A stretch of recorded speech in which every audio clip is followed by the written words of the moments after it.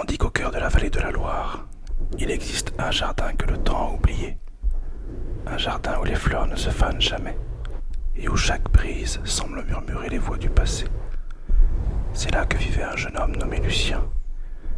Il était jardinier, un simple garçon au regard tranquille qui passait ses journées à soigner les rosiers et à écouter le vent. Mais ce jardin n'était pas comme les autres. Chaque arbre, chaque pierre semblait chargée d'une mémoire. Lorsqu'il effleurait les pétales d'une rose, il croyait entendre un chuchotement. Parfois un rire, parfois un soupir.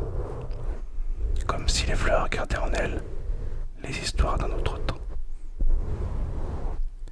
Un soir, alors que le soleil se couchait lentement derrière les tours d'un vieux château, Lucien trouva une clé en argent enfouie dans la terre au pied d'un rosier blanc. Elle brillait d'une lueur douce, presque vivante. Intrigué, il la glissa dans sa poche, sans savoir qu'à cet instant, le passé venait de s'ouvrir à lui. Cette nuit-là, il rêva. Il rêva d'une jeune femme vêtue d'une robe ancienne, marchant dans ce même jardin. Elle portait un livre contre son cœur, et ses lèvres bougeaient sans un son. Lucien pouvait presque sentir sa présence. Et lorsqu'elle se tourna vers lui, il aperçut dans ses yeux la même lueur que celle de la clé. Au matin, il suivit son instinct. Derrière les rosiers, au fond du jardin, se trouvait un petit portail de fer rouillé qu'il n'avait jamais remarqué auparavant. La clé glissa dans la serrure, comme s'il avait attendu ce moment depuis des siècles.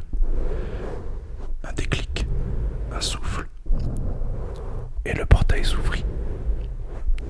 Derrière, un sentier recouvert de mousse descendait vers une clairière silencieuse. Au centre, une fontaine ancienne dormait sous les ronces. Lucien s'approcha, écarta les feuilles et vit des inscriptions gravées sur la pierre. Ceux qui écoutent le passé entendent la vérité du présent. Il s'assit près de l'eau. Un léger vent se leva. Les reflets de la fontaine ondulaient doucement, dessinant des visages, des silhouettes, des souvenirs. Il entendit des voix, des éclats de rire anciens, des prières murmurées pendant la guerre, des chansons d'amour chuchotées sous la lune. C'était comme si tous les siècles de France s'étaient réunis là, dans le murmure de cette eau éternelle.